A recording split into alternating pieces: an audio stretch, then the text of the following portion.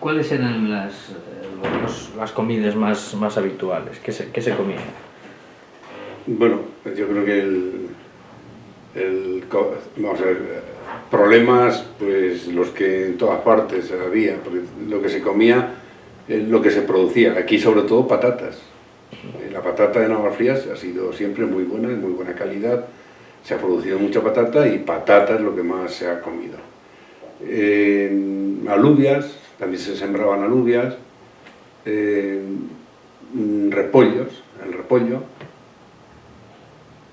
Pollos de corral, los que tenían un pollo de corral, la matanza, por supuesto, la matanza no podía faltar en ningún sitio, y para de contar, no había muchas cosas tampoco. Pesca, pues sí que también venían unas portuguesas vendiendo sardinas, que decían sardiñas a bulire, todavía vivas, ¿no? Vivas, moviéndose. Y había esa suerte, llegaban bastante frescas las sardinas portuguesas aquí, muy frescas. Pues ese es un trecho desde la costa. Sí, a Bulire decían, ¿no? A Bulire. Curioso el caso, porque yo aquellas las recuerdo con unas cajas y andaban descalzas. Venían, y me acuerdo de verle otras que tenían agujas, se llaman agujas, yo creo, que eran como agujas. Tenían la punta como una aguja. Yo creo que se llaman así, agujas. También se llaman agullas, sí. Agullas. Sí, bueno, Claro, sí. Eso. Agullas. Y son así alargaditos y tienen el bico, así muy finito, como si fuera casi una trompa, así. Pero bueno, pues las cosas que había en las tiendas, el bacalao, que nunca faltó quien lo podía comprar. Antiguamente traían, recuerdo, no ir a hablar, que mi abuelo tuvo una tienda allá a primeros del siglo 1900, traían pulpo seco. Pulpo seco. Y se vendía el pulpo seco también. Cosa muy curiosa, a mí eso me ha llamado mucho la atención, ¿no? Que nunca no he llegado a conocerlo, pero sé que antiguamente se hacía, sí, se dejaban colgar al sol, claro. Colgaban así por la cabeza. Pues también se vendía pulpo seco. Me imagino que eso, claro, no era un plato no era algo habitual. Claro. Sería ya para una ocasión así más especial. ¿Y cuáles eran las fiestas, las romerías que se hacían aquí?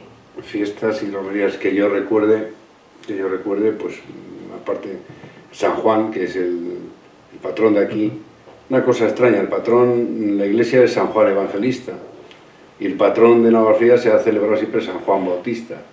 Quizás se celebre San Juan Bautista porque el Evangelista es en pleno noviembre, y la verdad es que aquí en noviembre ahora no llueve ya apenas, pero así esto es frío y de muchas lluvias. Quizás se tratara de celebrar ese San Juan en esas fechas, y es la que se celebra, San Juan Bautista. Pues después de San Juan Bautista muchas fiestas. Antes eran las candelas, empezabas, bueno, el primero de año, bueno, Año Nuevo, las candelas, que es San Blas y las candelas van juntos, pero aquí San Blas nunca se celebró. Sin embargo, Valverde del Ferreno sí. Y las candelas eran un día de fiesta grande, que desapareció. Sigues, mayo, junio, abril, bueno, las tradicionales de todos los sitios, por supuesto, la Semana Santa cuando cae. Y especiales, pues 2 ofertorios o 3 ofertorios. Estaba el ofertorio de la Virgen, yo no sé mucho de esas cosas, ¿no? Pero había el del día 8 de diciembre, es el de la Virgen, se llama la Purísima.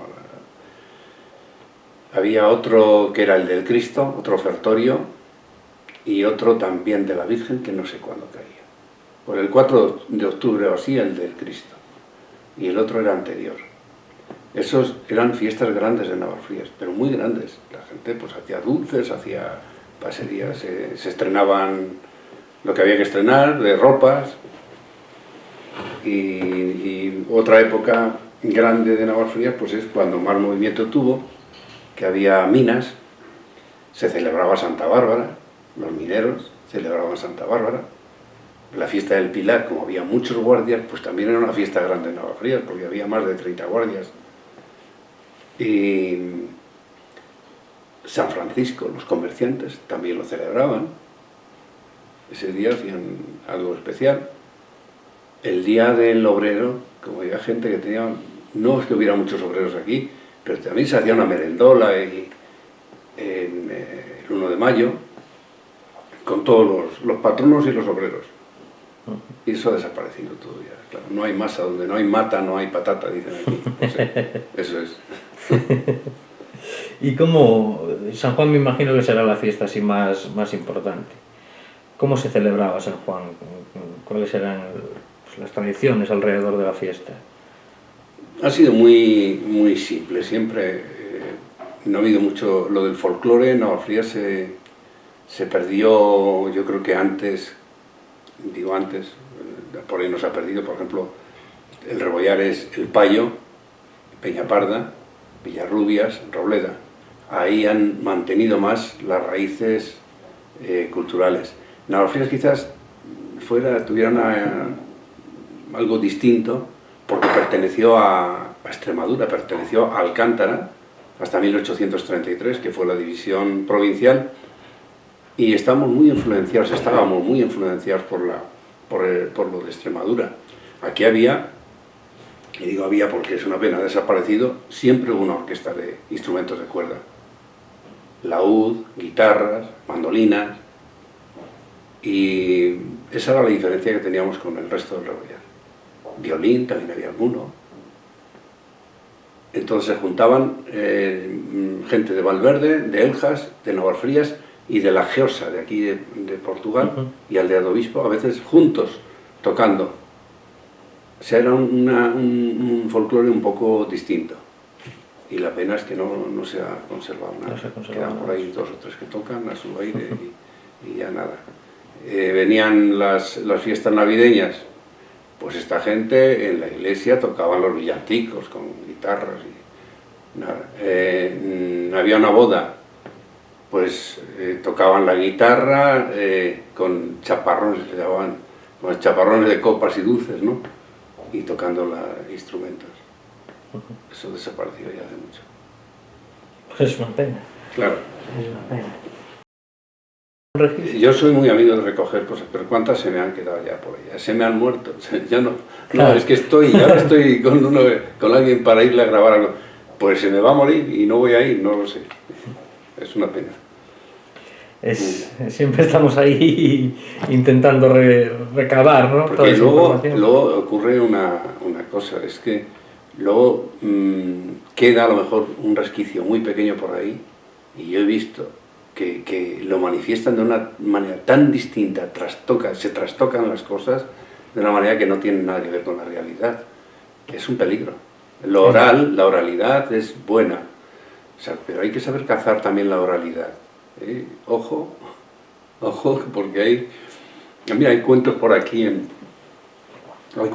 en la sierra, y a mi abuela le oía yo contar de un hombre que tenía un ojo solo en el centro de la frente y tal.